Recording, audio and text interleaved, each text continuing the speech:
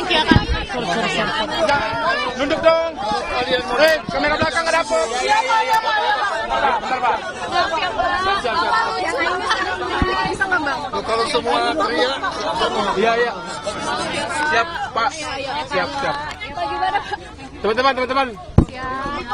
Izin Bapak. Bang Taufik gimana?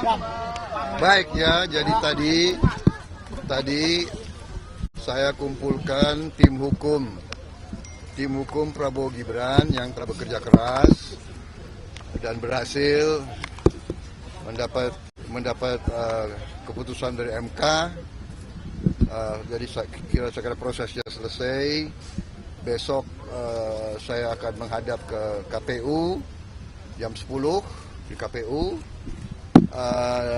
Dan pada saat itu, sesudah itu kita akan mulai bekerja untuk melakukan komunikasi politik dengan semua unsur, di mana kita akan berusaha membangun suatu koalisi yang kuat, koalisi yang efektif.